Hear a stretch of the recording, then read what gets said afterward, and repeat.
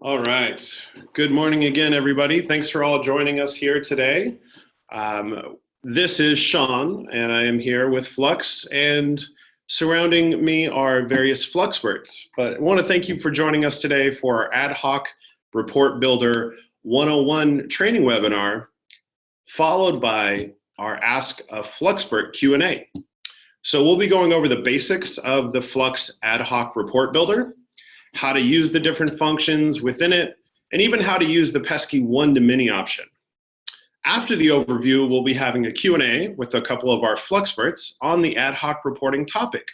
Today we have Ryan, who is our lead Tier 2 support specialist, as well as Kevin, who is our brand new customer success manager. If you should have any questions at any time during the session, and we really do mean at any time, please throw them into the chat section. So before we get started with the overview, let's all get familiar with where the chat function lives. So at the bottom of your screens, you should see a chat button. Go ahead and click that, pull up the chat window. Now that you got it up, I want you all to enter a country or location of where your dream vacation would be. So let's take a look. Ooh, Dubai, that would be awesome.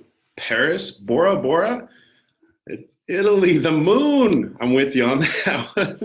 Great. Yellowstone, Hawaii, Thailand. Awesome. Very cool spots. If any of you guys are going, please let me know. I'm happy to roll with you. All right. So, great. So let's go ahead and get started with the overview portion of today's webinar.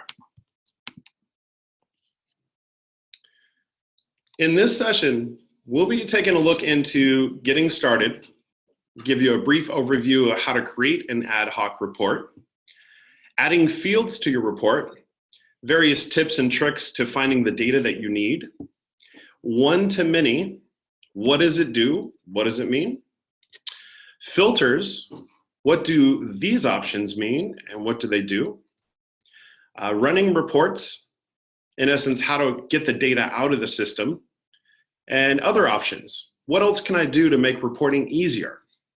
And of course, as we mentioned earlier, we'll be addressing all of your questions at the end of the overview with our Ask a Fluxxperts.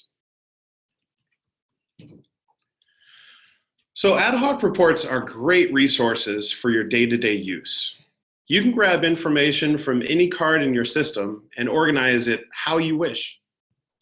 You can build reports to show all your granted requests for the year. You can create a payment report for your finance team to show them all the payments that you need to be paid for the month.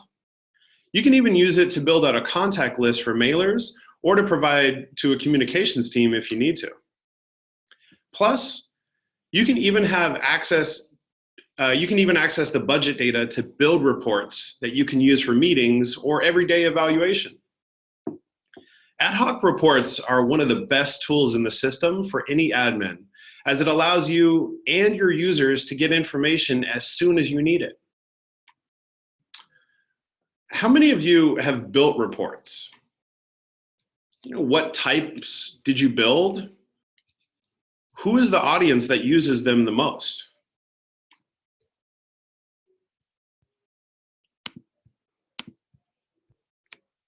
All right. These are some questions to think about here. So we're going to get started on how to get, we'll get started on the reports themselves.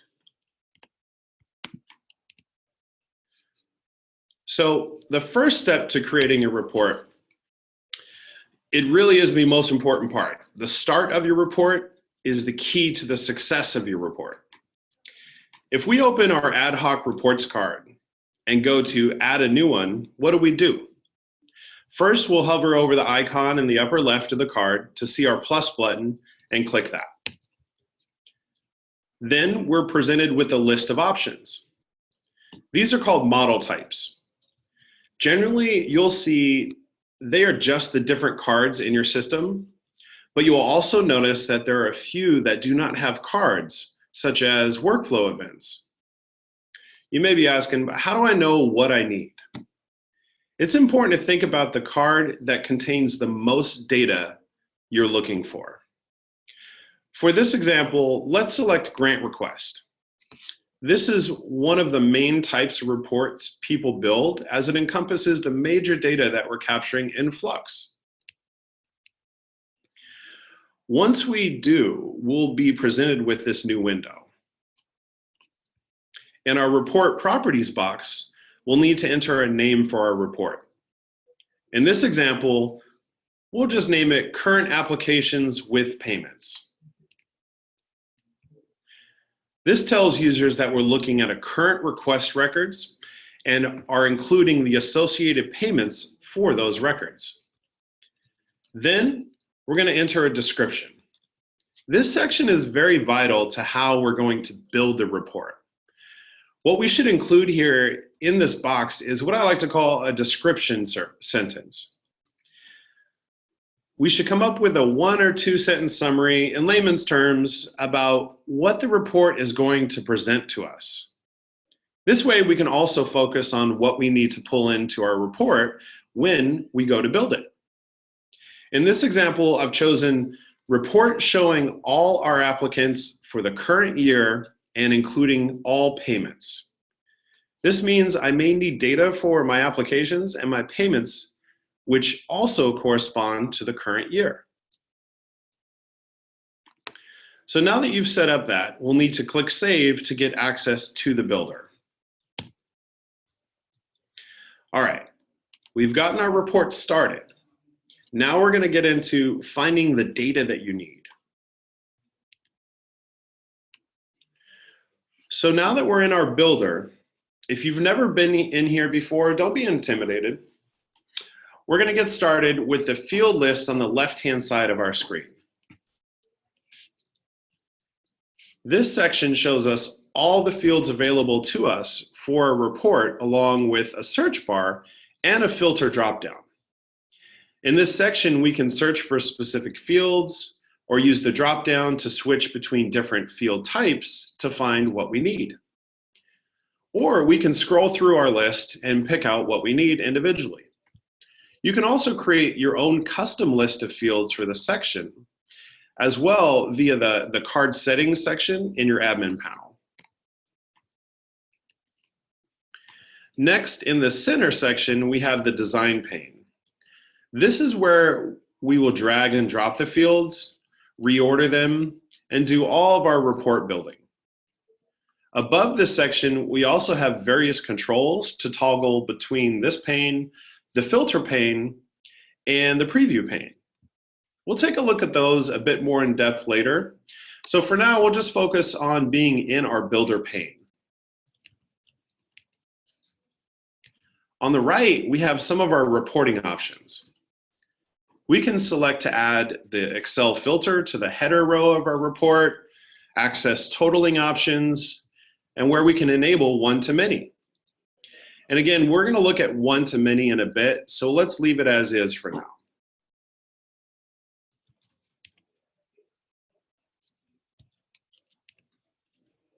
All right, I got to throw a timeout real quick.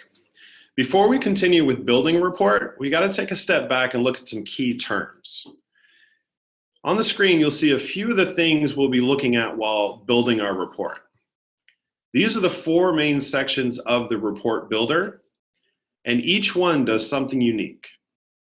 You don't have to worry about memorizing this now, as we'll take a look at each section as we go. But keep in mind the design, the filter, the runtime filter, and the preview. All right, time back in, game on. Now let's take a look at picking fields. Again, we want to refer back to our description sentence that we wrote to better understand what we need to pull in. For this report, we'll need a few of our request fields and some payment fields. So let's see what we need. What we want to always keep in mind is that we should have our record ID fields so we can always go back to our dashboards to do quick searches or verify data. So in this instance, my first field is grant or request ID. So I know which request I'm looking at. Then I want a few other details that can help give me context and add depth to my report. In this example, I'm going to scroll down to the P section of my field list, and we'll drag over my program org name field. This field will provide me with the name of the organization to which I'm granting money to. Then I also want to see how much money I've approved, so I'll go back up to the A section and drag over amount recommended. Now, we have a pretty simple report that'll give us some basic data, though I feel like something's missing. The payments data. So you may be asking, how do I access my data for this? It's a great question. This is a little tricky because we're going to scroll down to the R section, and within the R section, you're going to see request transactions. But what I also see is a folder icon with a plus next to it. This folder contains all the fields for my payments card. If you see a folder icon, you'll know if you see a folder icon, you'll know that that field can be opened to expose fields that are from other cards. For example, if I wanted my grantee name, I'd open the folder grantee org owner to access user fields. In this case, I want payment data. So I'm going to open up my folder and grab what I need. Again, we want an ID field so we can identify what record we're looking at. So I'll pick my config ID field to see the payment ID.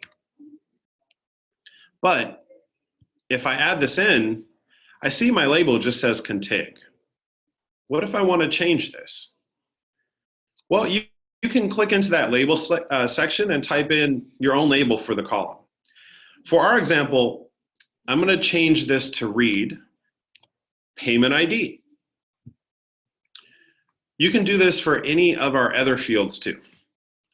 If I wanted program org name just to be organization, I could just click into that label and change it as needed. And finally, for our example, I'll also pull in amount due field. This way I can compare what I said was due against our funding amount from the amount recommended field. So it's looking pretty good so far, right? Can anyone tell me what's missing for this report to run as we need it to? You can go ahead and use chat for that if you have any ideas.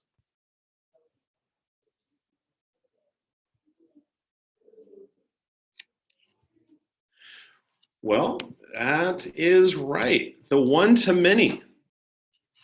In order to pull this data that we want, we have to enable the one-to-many. So I would assume that anybody who's used the Adhoc Report tool at one time or another has used the one-to-many option. This is a topic that can be somewhat tough to understand, so we're going to go into a little bit more detail to clear it up. First, we're going to take a look at what the one-to-many is before we go about using it. So what is it? Well, let's break it down. Let's break down the phrase, and that will help us better understand it a bit better. So one-to-many is any case in which we have many records that can be related to one record. In our example report that we're building, we have requests and payments. Each request we have in the system can have many payments. So when we build out a report like this, we have to make sure that we use one-to-many option so the system knows that it needs to grab every single record of the type we choose that relates to our parent records. Again, in our example, we want our many payments displayed for each one request. If that is the case, then what are the options? Well, if you open the one-to-many dropdown we'll look at in a moment, you'll see that the list of applicable options that you have. Each different model type can have different options, and you'll need to think about what it is you need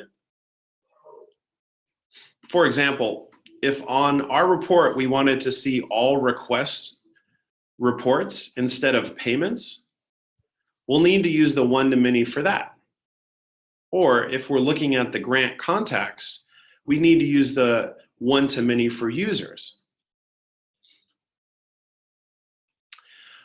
And finally, what will it look like? We're going to take a look at the output, but always remember that one-to-many will list the many records on separate rows in Excel. This will duplicate columns, but this is the only way that we can output the many records that we have related to the one record. You can always use the Excel native tools to help clean it up. So now let's take a look at how to access this.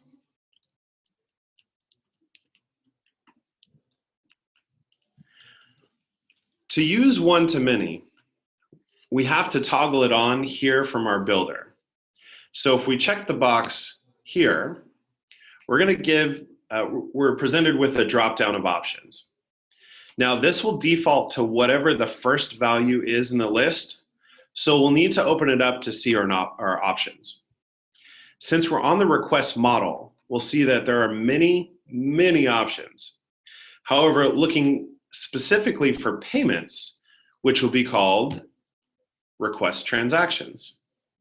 Voila. We have one-to-many enabled on payments. Now, when we run this report, we'll see that all the related payment data for our requests. Does anyone know what would happen if we did not select this one-to-many option? And feel free to chime in over chat if you have an idea. It's cool, I can wait. Yeah, actually, you're on it, that's right. Empty fields, right? The report will just be looking pretty blank. So not using the enabled one-to-many options will not block our report from running, but it'll just give us blank columns instead of payment data, as the system will not know which record to pull in.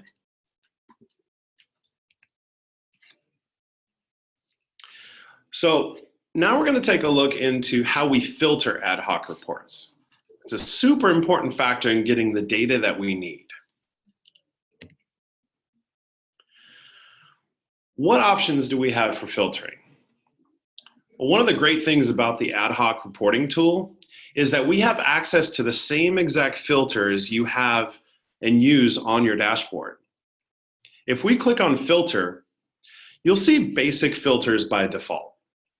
This is what we see when we open the filter in a card, so you can quickly filter your report without any fuss. Just need one of your request statuses? We can use the status filter here as is. Though if we have more complex filtering needs, we can open the advanced filter. And again, we can use any option here to filter our report, which means we can easily build out complex date ranges, exclude statuses, or even access other card fields. In our example, we're only going to be looking at those applications from this year. So to do so, I'm simply going to use the advanced filter to select a created at, and then use the relative date filter for this year. And then click on create condition. All right, so finally, we also have what is called a runtime filter. So what is a runtime filter? A runtime filter is a filter we use at the point of report generation. It is not a filter that applies to every single time that you run the report, but rather is something the user running the report can set on a case-by-case basis. In this example, we're going to add a status filter option. If we add this, then every time a user goes to run the report, they will need to select what status they want to see in the report. We'll take a look at what this looks like in a moment.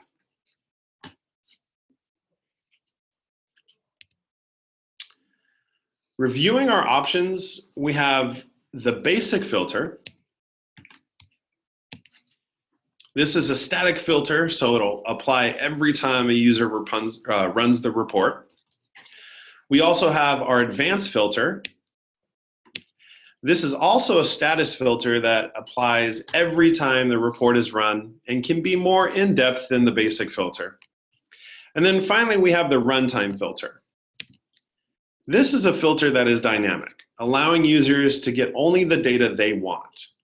If you do not see an option in this list, then it's not usable for runtime filters.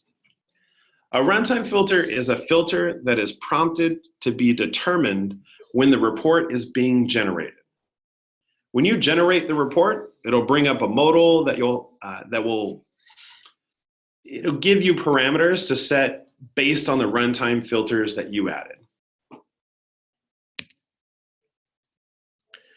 So we've covered all the actual building out of our report, but how do we get it out of our system?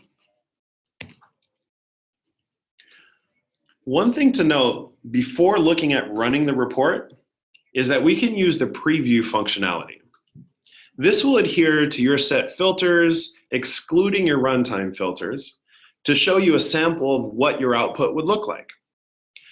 You can use this to examine your report to see what you may want to reorganize, if you're getting data populating at all, or to see if you may want to remove a field or two. After we're happy with our report and we save it, we can then open it up in the card. From there, you'll see there's an option for a workflow. And in this instance, it is simply a generate button.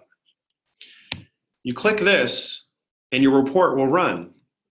Or if you're using runtime filter, we'll see that pop up. Here we'll pick what we'll need and then generate the report. Then after we've built out our report, previewed the data, and run it, we'll see it download. And when we open it up in Excel, we're presented with our beautiful data, all here for us to slice, dice, chop, slap, or create charts from. What's great about this is that you can now use all of Excel's functionality to make this more presentable if you so wish. That way your report can even just be a data dump and do the rest of the work in Excel if you're more comfortable there. So now we're going to take a quick look at a few other options we have when using ad hoc reports. There are a few great options we have in our Edit Report Properties menu that many people forget about. These are the Show in Live Reports option,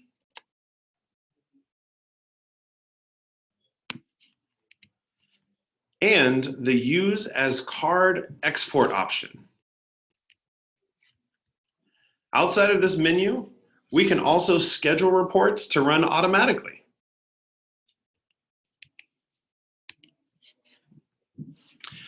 Using the Schedule Report Generation tool.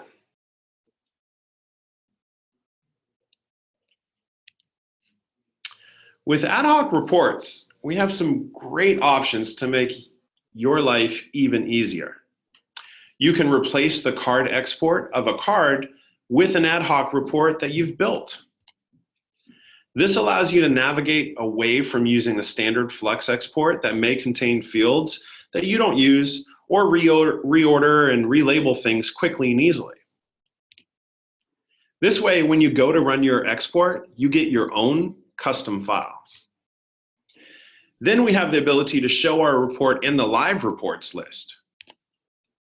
This option is great because you can put the most common reports in the live report list to allow users to quickly access them instead of going through the ad hoc reports card to find them every time they need to be run.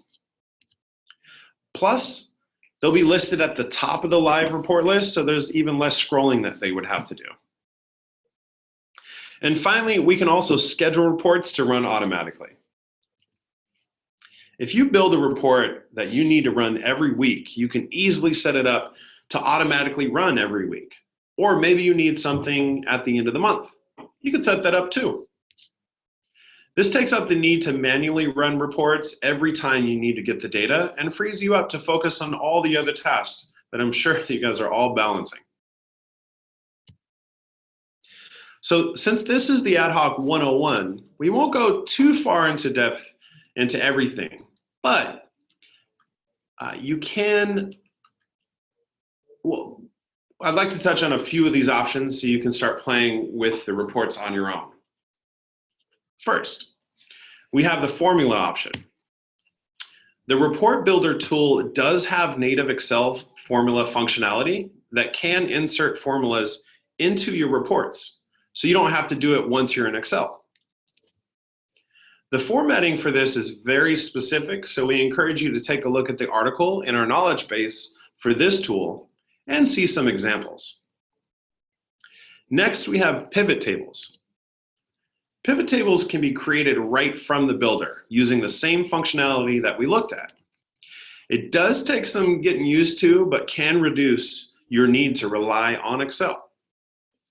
And then finally, we can also export items as CSVs.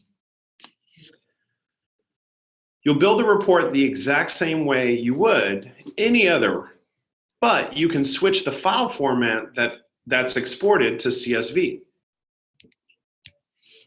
That way you can pull in all the data you need and use it in Excel or any other tool that you may use. All right, so that's going to pretty much wrap it up for the overview portion of today's webinar. So now we're going to pivot into our Q&A session with our Fluxxperts. So again, today we have Ryan and Kevin on our panel. So before we get into them, why don't we just introduce ourselves here? Ryan, why don't you tell us a little bit about yourself? I believe, looking at the list, a lot of the attendees already know me. But I'm Tier 2 lead here for support at Flux. And I ran a very similar session at Ignite. So if you were there, you probably remember me talking about this topic as well. And I do see we have some really good questions here too. So I can't wait to get into those. Awesome. Yeah. All right, great. Thanks. And then Kevin, why don't you tell us a little bit about yourself? Hey guys, just wanted to piggyback off of Ryan. I think looking at the participants list, I've talked to at least, all of you at least once, but I was on the support team for about 2 years, and now I am a customer success manager. And I say I have some of my clients in here, so hello guys, talk to you soon. But yeah, again, ready to jump into these questions with you guys. Yeah, we got some great Fluxxperts. I think both of you have been here when Flux just had 1X before we added the second one. Jokes. Yes. All right, so let's move on to the questions here. Now, there were some questions that were submitted ahead of time, and we appreciate that. With the future Fluxxperts, you can always send questions to your CSM, and we can prep for them, put them on the slide. But for now, let's take a look at the first one here. Where do we set format for the fields? Examples like date as DMY. Ryan, can you help us expand upon that? So in that situation, that's going to be determined on how it's set up on your site already. So however dates appear, that'll be how it appears in your report. And then you can always use Excel to format the column and just change it that way. You can't set that from the Ad Hoc Builder, but you can always do that in Excel itself. So it's just going to dump it out based on how the format is in your system, but with the power of Excel, and you can manipulate it to meet your individual needs. Yep. Pretty cool. Thank you very much. All right, so let's move on to our next question here. How do we set order using more than one field, such as order by X and then by Y? Ryan, you're on a roll, so why don't you take that one for us? So you can group your data together. So for example, if you are looking for things in specific programs, you can group by program and then also group by status. And those are checkboxes in the Adhoc Report Builder itself. If you want to do any more complex filtering on the report itself in terms of grouping like data together or organizing it, it's better served for using the Excel filtering. So once you've got your format, your report ready, and you open it in Excel, you can do it there. But again, using the group checkbox next to fields that can group items together, you can always organize your data that way. So it sounds like I'm getting kind of a consistent theme here is you can do some organization within the Adhoc Builder, but the power of Excel, when it's dumped out to, gives you even more flexibility and control over it. Yep, exactly. That's pretty cool. All right, so we're going to move on to another question here. All right, I've been clicking generate multiple times and the report never downloads. What could I be doing wrong? Well, Kevin, I want to include you into the party, so why don't you go ahead and help us out with that? Are you sure? I think Ryan was on a roll. What? You know what? Yeah, go ahead. Time to put my support hat back on. So I think there could be a number of things with this, but I think the main thing you want to make sure is that you don't have your pop-up blocker turned on when you're doing this, because essentially when you generate and then it opens, it makes it so it downloads, but it opens another browser essentially. Right. So if you have a pop-up blocker on, it might be blocking you from actually being able to download the report. So a good place to check too is like refresh the ad hoc card, because the generated report should show up in the document component of that ad hoc record. Yeah, that's a good tip. Here internally, we use Chrome as the browser, and we recommend so for all our admins as well. But yeah, with most browsers, you'll see in the URL line towards the right if there is a pop-up that has been blocked. So you can take a look there as reference. But I think, Kevin, you made a great point, is refreshing that ad hoc card, because the link of the report is going to be there once it's generated. So very cool stuff. All right, so let's take a look at some additional questions that have come in thus far. So let's take a look here.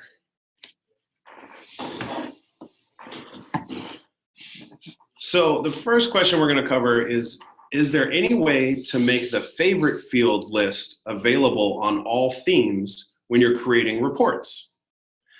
You know, that's something I've played around with in the past. Ryan, can you help address that one for us? Yeah, so you can create a favorite list for all of your model types, and those will essentially default when you open the report builder to just show that list.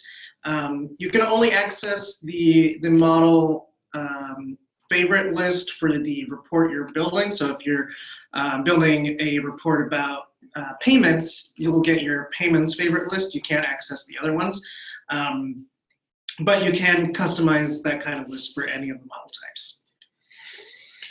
Yeah, that's a great point. One tip that I found is I was trying to rename my favorite list for each model type on the card settings, and it's a universal name. So it's recommended to put like favorites or recommended fields and then just build it out according to each model. Great, thank you very much. So next we're going to get into a question here. What does the total next to the field actually total? That's a great question. Ryan, why don't you shed some light on that for us? So if you have a numerical field, currency, or just regular integers, if you check off that total option, that'll provide you with a sum of all of the items that have been grouped together. And then you can also put a grand total at the bottom. And those can be accessed from that right-hand menu that you saw earlier in the presentation. So if you don't want a grand total, you can leave that off. But you need to have things grouped together so that it knows which items to total. So if you want to total up all the amount requested for a specific group, you can easily do that without having to create that formula in Excel.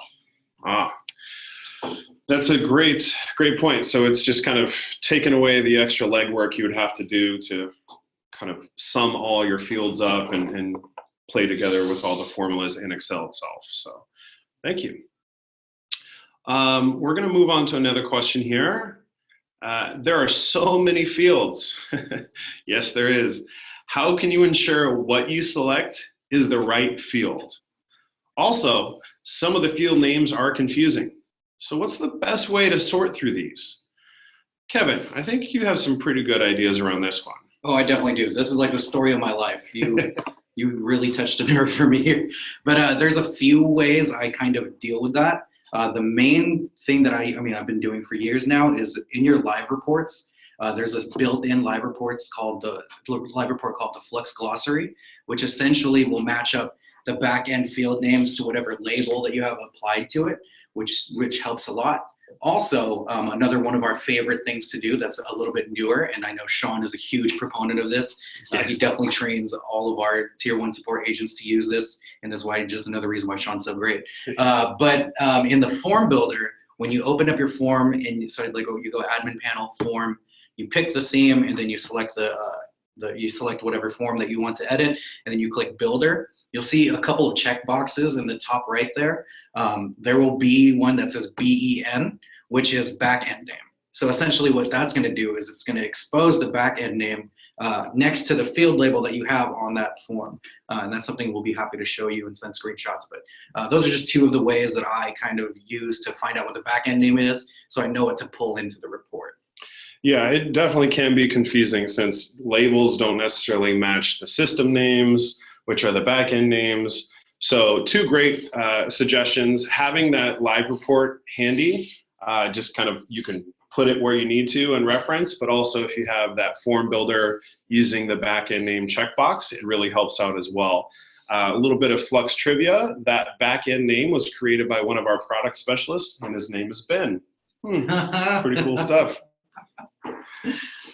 All right, so we're gonna move on here. Let's take a look here. Can you specify dates for the mini records? For example, you want payments for only this month for current applications. So Kevin, why don't you help expand for that? Sure. There might be another way, and Ryan could chime in here if I'm leaving something out, but I think the main thing you'll do is you'll just use a filter. So you just would set the filter date range on the ad hoc report settings, and then you'll pull in the fields that you're looking for. But I don't know if there's any other way than that. In a case like that's brought up in the example in this question, you can also avoid one-to-many by building the report on the payment model. And then that way you can filter that for just those payments, and then pull in the request data from the request folder in the list of fields for the payments. That way you don't have to use one-to-many, and you can use those filters to just grab payments for that month, and then also include the request information for that. So a couple different options, but yeah, narrowing it down with the example here is building it out on the payments card, maybe a nice way to achieve what we're looking there for. All right, so we're going to take a look at another question here. Is it the case that only admins can build ad hoc reports? If so, are there any plans to extend this to other users? I have a program staff who are sophisticated enough to create reports, but are currently unable to do so. You know, that is a great question. There are some limitations to how you can build an ad hoc report. So Kevin, I know you have some thoughts around this one. Sure. So again, Trish, great question. I'm glad you asked this. But there's a function that we have in the admin panel called applying like a super user profile. This will essentially make it so that the user that has the super user profile can build ad hoc reports, but it makes it so they still can't get into the admin panel. So that's something that I believe you would apply at the profile level, and then you could just choose multiple categories. But you'd put super user as that category. Now there might be plans to extend this out, but so far this is the best way to do it. That way they could build the reports and still not access your admin panel. Yeah, no, that's a great tip, because yeah, you want to alleviate a lot of the work that you do as admins, because I know there's multiple things. You're not just in it to be a Fluxxpert yourself. There's other aspects of your job you have to tend to. So delegating that down to the capable hands, super user is a great way to give them the power to interact somewhat as an admin on the front end, but they don't have the keys to the kingdom to get into that admin panel. So. All right, so let's take a look at another question here. Do we have tips for using the fields search function? Should search terms be exact matches? I've noticed when I search with a keyword that I know is present, example phone, there are sometimes very few or no results. So, Ryan, what are your thoughts on that one? So the search bar, it is good to use the exact term. In some cases, the field you're looking for might be in one of those folders that we looked at in the presentation, and the search can't navigate those unless the folder is open. So if you're not finding something, it may be in a folder, or it may just be a field that is not in that list. So you, again, check your glossary to make sure you're searching for the right one. You bring up a great point, is that search field is going to search all the items that you have displayed on the screen, and if the record or the field that you're looking for is contained within a collapsed folder, it's not going to provide a result. So using the live report, the backend names, or if you really wanted to, expand all your folders and then do the search. But I mean, that seems like it would be a lot of extra click work, but yeah. To each their own. Let's take a look here. All right, so I have another question that's come in. I found the Excel field when building the sample report, but I can't find the pivot option. Where is that located? So when we looked at the edit report properties menu in the presentation, if you open that little collapsible where it said advanced, you'll find that you can switch the report type. So you can switch it away from Excel and to pivot from that menu, and then once you hit save there, your report will automatically switch to the pivot table format. I have to be honest, I need to be much more well-versed with the pivot table. It's somewhat intimidating for me on Excel, but I keep trying, and I'm going to get the hang of it. That's only for pros. Obviously, that's why I haven't got the hang of it yet. All right, so let's carry on here. Let's see. You can use basic filters and advanced filters at the same time? Is that possible?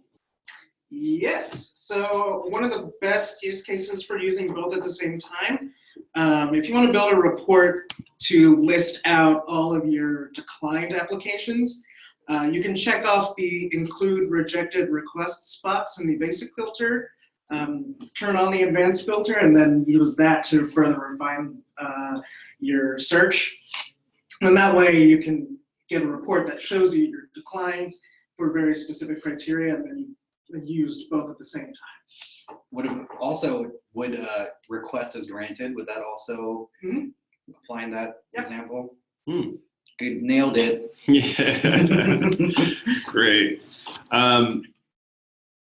Let's take a look here. We have one that, how can we best utilize the total function? So we're kind of circling back to, similar to the question we had before around totals. So now we're trying to find out how to best utilize the total function. Yeah, again, going back to what it does, best way, or really the way that I used it myself. So for example, if you're building reports and you really want the total amount of payments in a certain program, you group all of your data together with the group checkbox for program A, and then if you do, for example, maybe amount due, you check off the total for that, and now you have the total amount due for that program. So you always want to think about, grouping your data together, and then do I need a total amount or a total count or something like that for that situation. Again, you can do that in Excel, if you wanted to change how you sorted the report, but using it in the ad hoc builder is really quick if all you need is total amount recommended, total amount paid, things like that. Yeah, grouping is important, and then determining, do you want to see the grand totals or if it's relevant for you or not. That's a great tip on how to best utilize the total function. Thanks, Ryan. Taking a look, we have some great questions, so really appreciate everybody's engagement. This has been a pretty awesome experience so far for us, so we're excited to see the great questions that are coming out of this. We have another one here. If you do not select one-to-many in ad hoc, will it give you the most recent item as the default value? This, I believe, was answered by Kenneth earlier. Oh. No, it will be blank. So if you don't have one-to-many selected and you need it, the column that corresponds to the many will be blank, because the system won't know what record it needs to associate with that row, so you won't get any data. Yes, yeah, that's a good point. It's going to just be blank. If there's multiple records, it just won't know which one to show. So thank you, Kenneth, and thank you, Ryan. Mm-hmm. Definitely thank you, Kenneth. You'll be joining us in our next Ask a Fluxxpert. Ask a Fluxxpert. Yes. All right, so we have a few more questions here. Let's take a look at, let's see, list of favorites. List of favorites, can those be shared with others? Kevin, what do you think about that? To be completely honest with you, I'm not 100% sure on this. I think you should be able to, but when you set that list of favorites, it is available to everyone that is capable of using ad hoc reports, or creating ad hoc reports, I should say. So that does it for the whole system, not just yourself. So admins and super users, those that have the ability to create reports, will have access to the favorites. Yep. Sweet. exactly what he said. Yeah, Kevin's on point. All right, thanks, Ryan. All right, so let's see here. Can we have more than one card export? That's a great question. Yes, it is. The answer is yes. Hey. However, you can have more than one if you're using the Excel add-in. On the Excel add-in cards, there's an option to use those as card exports. And then when you go to run the export, it'll give you a list. If you're using ad hoc, you can only use one ad hoc at a time. So you can't do multiple ad hocs, but you can do multiple Excel reports. So that's something that I've kind of really grown to appreciate is, Flux is just so much customization and so many options that you have available to you to really match what your intentions or your preferred need is. So, we have the Ad Hoc Report Builder, but we also have the Excel add-in. We have the letter generator, we have the Word, right? So there's just preference of like what you're comfortable with and the different controls that come with the different options. So great. All right, so let's take a look at another questions. These have been sent in ahead of time, so we're going to get to those on the screen. All right, is it possible to include multiple one-to-many relationships in an ad hoc report? Unfortunately, no. The one-to-many can only pull in one many relationship. So for example, if you wanted a report of requests that includes the payments and the reports, you would need to build two reports and then combine those in Excel. Oh, that is a good point, right? Because it dumps it in Excel. You can just copy that sheet and create a new one or add it to your existing one and manipulate the data accordingly. So yeah, and the short answer is no, because it is a one-to-many. However, you do have that control once the data is output. Great. Let's take a look at another question here. How do I know whether I should use an Excel or an ad hoc report? We're just kind of talking about this a little bit. So Ryan, why don't you help us out with that?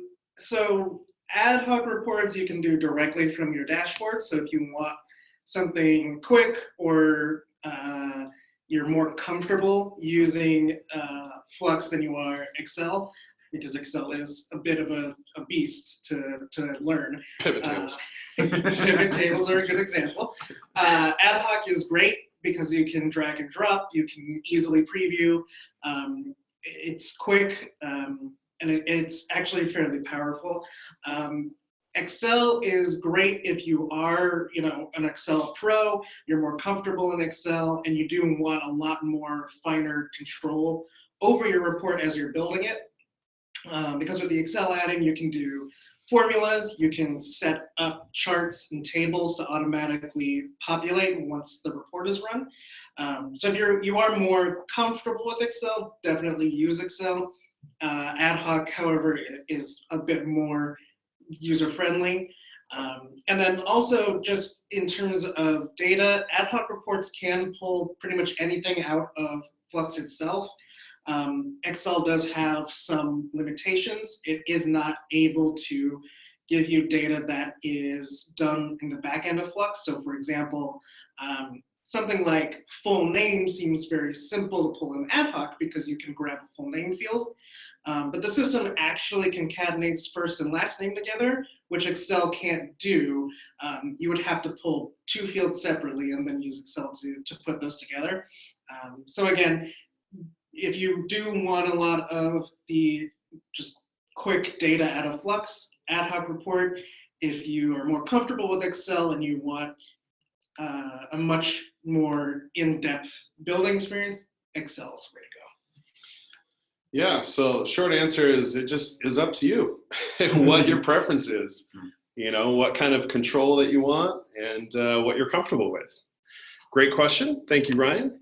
Let's take a look at another one, and that is, do all users need to have Excel add-in enabled to generate or view Excel reports? Kevin, I think you want to say something on this one. I'm chomping at the bit to answer this question. This one's a really good question, and it comes up quite a bit, but the answer to that is no. So you need the Excel add-in to build the report, but just to generate and view the report, you'll be fine just being, any user could have it, even without the Excel plugin installed into their Excel application. So short answer, no. Short story made long. Yeah. No, you do not specifically need the Excel add-in to be able to generate and view Excel reports. So great question. And by the looks of it, and the time that we have, I think we've come to a stopping point. So we're going to wrap it up today and just recap here what we addressed. We went over getting started, adding fields to your report. We tackled the one-to-many. We went over the various filters, we talked about running reports, and then we went over some other options. And just a little bit of housekeeping. As always, you can access this video as well as all of our past training and Ask a Fluxxpert webinars through our knowledge base at flux.zendesk.com. You can also register for upcoming ones and keep an eye out for the community under the training category. You'll see updates from our training team and our CSMs around upcoming webinars. And of course, if anything comes up, you can always reach out to us at support, and we're happy to help. I really want to thank everybody for joining us today, as well as some great questions out there. I really want to thank you both, Kevin and Ryan, for participating and some great insight and experience. And with that, we're going to go ahead and wrap it up. So thank you all, and we will see you next time.